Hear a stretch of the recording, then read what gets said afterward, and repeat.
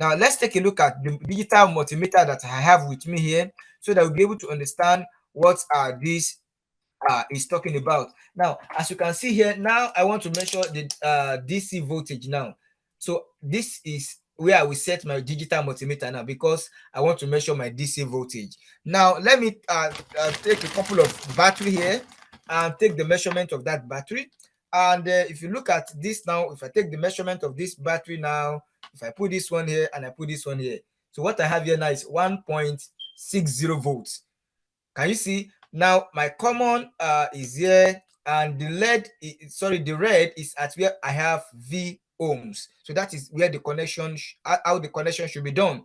And if you look at this one now, I set my my dial to where I have this symbol that shows DC voltage. And when I touch the tool probe now, I have the display of 1 point. That is talking about what do I have there? That is, I have that voltage there from my digital multimeter, 1.58 volts. Okay, that's that. Now let's take a look at electrical circuits and how we can achieve this. Now we have a couple of information here. As you can see, note that voltage is always measured across a component.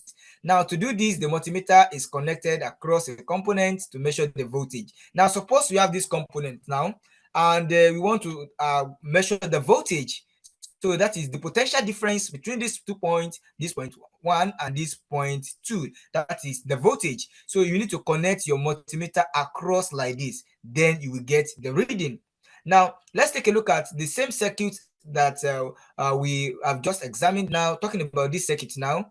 Can you see now? I want to determine the voltage across this 5 ohm resistors and the voltage across this 3 kilo ohm resistor. So all I need to do is to connect my, this time around I'm using my digital multimeter as voltmeter, so I will set it to the voltmeter section, and the same thing is done here. So if I run this now on the NI multisym, it will give me my voltage to be 19.967 millivolts, and also at this junction, if I run it, so I'll get this one as 11.98 volts. So these are the voltage. So what you can see here is that for me to get the correct voltage reading, I connected my voltmeter now in parallel to this side, and I also connected this the other one to parallel. But the other one, for you to measure the current, I connected my ammeter in series. So I want to believe this is clear, and that is that about how to measure the voltage using our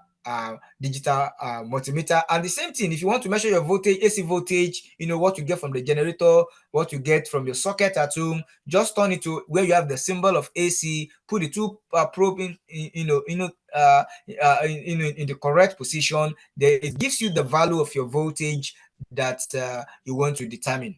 So that's that. Multimeter configured as an ohmmeter.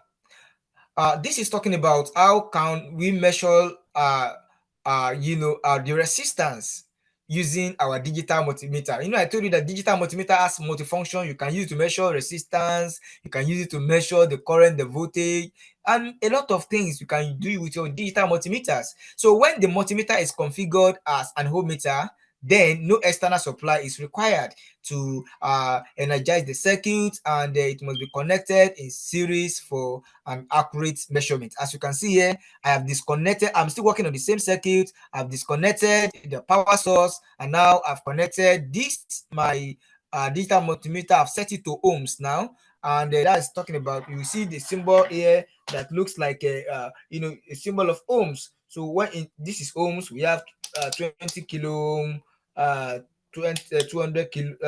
ohms, 2000 ohms. You can set it to those sections, and that's that. And so when I do that, I'm going to get the value of my resistance. So that's that, and that's talking about. And you can also use your digital multimeter to test for your diode. In our other in our next tutorial under electronic measurement 2, we'll be looking at how to use your multimeter to test for your transistor, your diode, your your capacitor, your resistors, and what have you.